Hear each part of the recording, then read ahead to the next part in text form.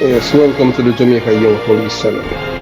If you haven't subscribed to the channel as yet, subscribe to the channel. Like the video. The more you like the video, the more the video algorithm, travels through the web sphere. And other people, they will get to see the video too. You understand? Don't be selfish. Knowledge is power. Yeah, man. Like the video, share the video, and most of all, comment below. Yeah, man. At this community, we as a family at this channel, Jamaica Young Police channel, do not like criminals, terrorists, their supporters, enablers, and financiers, especially the Kerosene Isles. Yeah, man, we do not like them. In Jamaica, we know that we do not have a criminal problem. Still, we have a corruption problem. And I want you to look at that little young man on the screen. You understand what I'm saying? Rest in peace, Constable Martin of Tree Police Station, Kingston. You know that he was killing St. Andrews Road Police here, Unsbury Police here. That's a place that I used to patrol at nights, even before this young man was born. You know, but what's police officers who are from depressed or ghetto community? What you don't know, you see, anytime you join the police force or the military, you do not visit but the community by yourself.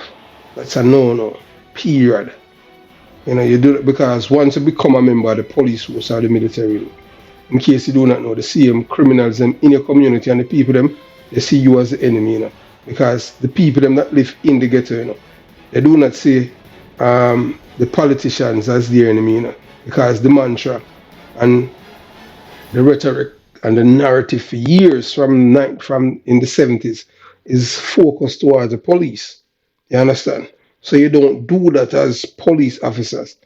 I was born and raised in Jonestown, and when I leave when I leave Concrete Jungle in 1987 and I went to police training school, I have never slept back in jungle. You don't do that, or Jonestown. You don't do that. You can visit, but when you visit, you don't visit by yourself. I visit there one time, by myself. At the time, Radcliffe was the wanted. Radcliffe and I we grew up together. But the thing is that the day, the Friday when I was there at the corner of Price Street and Penn Street, at my little corner there and thing, Radcliffe and two other boys were coming up Price Street, and for some reason somebody told him that I was there. So I was sitting there with some, one of my cousin, big man, you understand, and some other big men. The money are working men, but not only these are working men, but these are men that have certain prestige in our community, and you understand, and you know. So whilst we were there, and he stand up down little above Pencil Street, and we converse like for about like 5 minutes. At the time, all I had to know was an ugly, believe you me, an ugly, you understand, and they have their big, just three of them, so they have three matic, you understand, but he knows that because the men in the community, even in Carper Yard in 30 Pencil Street where he used to live, the men, they were letting him know that if he tried anything, they're gonna take. You understand what I'm saying? So you cannot come from these kind of community and in the same breath you just come out there by yourself. So I learned that Friday. He did not want to do me anything or anything like that. That you understand? I was a young police then, stationed at Maypen. So you don't do that, police officer. You will lose your life when you're from these communities. You know. And it will be sadness to report the death of this young man. So I want you to listen to what his aunt is saying about his death. You understand?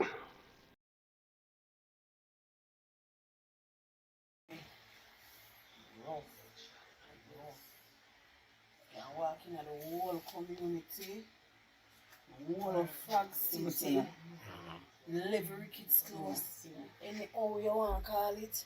Ask anybody about Martin. Them describe him as the one when I talk. Him not talk. Decide say ma hold up him head out of poverty. Him a take him mother out of poverty. And him go school, get him subject them, and decide say him a go turn police. This is the result. Him no reach here not even 10 minutes good. Him come say him a look for him nephew and him mother. And end up out there so. And this is the result. We want justice for this. We want police them for go harder than hard. Because trust me, it rough. It rough him mother not take it easy. She not take it easy. None at all. Trust me, my body just feel numb because it's shocking. It's shocking. It's something we will not expect. But we just have to give God thanks and we are pray. I pray we have to pray right now because I don't know how to explain all of this. Yeah, so as you have heard, his aunt from the same community of Frog City, which Frog City is a very impoverished community, you understand? And they don't even have road because the walkway inside that community is mud. You understand? I don't know how it is now. You understand? That was the same community that spread police St. Andrew South police, take out Sprat and the same people within Kingston 11 and 13, they coordinate together and, block Ugly Park Road and Walton Park Road. And this was a man that who suspected um, of killing a police officer across Maxfield Avenue. So, you know, give thanks to Ox. Ox is from the same community too, Donovan O'Connor, yeah, he's from the same community of Kingston, of Chisholm Avenue. You understand? But if Ox didn't retire, I know that the boys that killed Constable Brian Davis, they would be, taken out already. But I have faith in the crime officer at St. Andrews House, Mr. M. Fordwade. Yeah, hard-working police officer, the man in a play. We used to work at Clarendon together. Um, so here what the auntie is saying that they want justice and they want it now. They don't want any jail, That's what she's telling you. She want the police to go all out and take out this parasite. So I wanted to listen to DCP Clifford Blake and Senior Superintendent Marlon Nesbitt, his commanding officer, saying some glowing things about this young man. It is sad. He's 22. Um, you know, it's just one of those. Is that's it? It comes with the territory. Only hope that the government will make sure that his parents are compensated for his death. They have this thing in which I don't know how we reach how this happened in Jamaica. When as a police officer, when you die, if you're not killed on duty, your family don't get anything. So I don't understand that because I have served in the military here where I'm at in the United States of America. And I was covered 24/7. If something happened to me, even when I wasn't on duty, I was covered. You understand? So I don't understand. The Federation need to do something about this because I know that this young man who joined the police force to help his parents to get out of that community, they're not going to get anything from the government more than 21 gun salute and they give her the flag. What you can do with the flag? I want you to, it's just, I do, something need to be done about this kind of policy. Brian Martin of the Harford Police Station, a young constable. Last night he was attending a wake in this vicinity here, along with other family members and friends.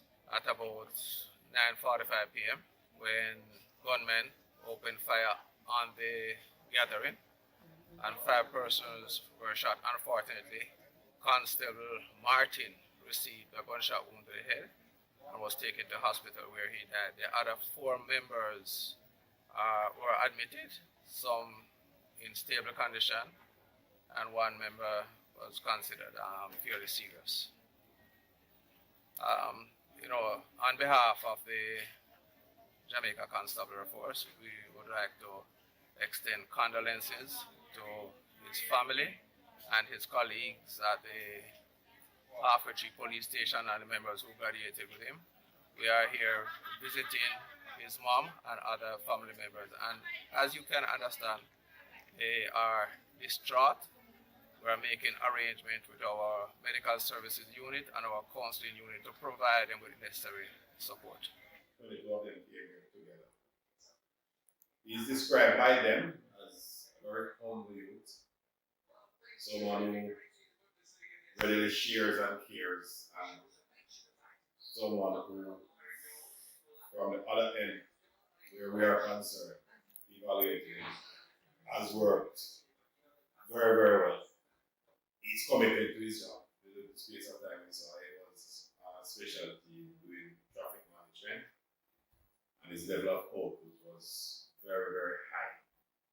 We expected a lot from this constable, and he too, based on his own development process, set as young as he was, had set goals for himself that he would expect to achieve over short periods of time. So he had short-term goals that he expressed to his supervisors and was working toward them, and he also had long-term goals. He was from a very humble background. Seeing his relatives last night with his mother and father, you realize that type of person they were. He was to them all there is. His mother had a lot of expectation for him and of him, and she is at a loss. I'm told the person that she's admitted in the hospital. From last night, I saw that we couldn't get to console her because she was just not appreciative of anybody around her. I was just trying to come to grips to this situation. I don't think she has done that yet. The loss is just too much for her, and maybe even more so the way it occurred. It's a very sad thing. It's a very sad day for his family immediate and the JCF family. The JCF not only is in mourning, but we are trying our best to do a outreach with his family to help as best as we can for us as we grieve together to them that level of support and comfort. So our chaplaincy unit has already been engaged. Even from last night, this morning they were in the hospital with us and family members. And the High Command also. The High Command, acting Deputy Commissioner Clifford Blake was acting Deputy Commissioner Clifford Blake was just here, along with Mr. Graham, ACP from here, just to help the console the staff to reach out because have that level of comfort given to staff members. So allay the fears and for us implore members to just continue doing their jobs as best as they can in spite of everything. So we'll be seeking to engage more around the levels of support for staff because I know especially his other watchmates who came here with him, the other 21 of them, would need that type of comfort and support as they grieve. They are not here today in any grouping, but as of tomorrow morning, the chaplaincy unit and the head of it and other team members will be here to offset that. So going forward, we have a lot of work to do around the whole process of him and his family and what we need to do as we move along to include funeral arrangements, etc., etc. Importantly, the command officer for the division in which it happened said Andrew South, Senior Superintendent Kirkridge Crickets, and his team are working assiduously to bring the perpetrators to justice. So we expect going forward that we find some comfort in that as it unfolds. At this point, we'd like to ask anyone who has any information in relation to the shooting to contact the St. Andrew South Police, the Harford Police, or they may call Crime Stop or 119. any information at this time will be valuable to the investigators because we are determined that we are going to find the killers of Constable Martin. For the time being, I would ask your group just to be mindful of the fact that this is a sad day for the JCF as you represented. Sad day for Jamaica. I lost a very young upcoming member who had a lot as he plays role in nationhood and nation building. But importantly that we appeal to anybody through your media that any information they have to assist the police as we investigate this matter to just come forward and assist us. Yeah, so as a former member of the Jamaica Constabulary Force and a member of the Jamaican Young Police Channel, yeah, man, prayers for the late Constable Brian Martin. May his souls rest in peace. The news of his loss profoundly saddened me. Honestly, it's like it because when I look at this man, he looks like a teenager still. You understand? I can't imagine what his parents going through right now. But I want you to know that I mourn your loss because we are all colleagues and former police officer of the Jamaica Constabulary Force. Please accept my condolences. May his precious soul rest in peace with light perpetual on him. Constable Brian Martin is gone, but will never be forgotten. His life, memories, and legacy will forever reign. May his family, the JCF family, its auxiliaries, ex members, friends, all find God's solace during this challenging period.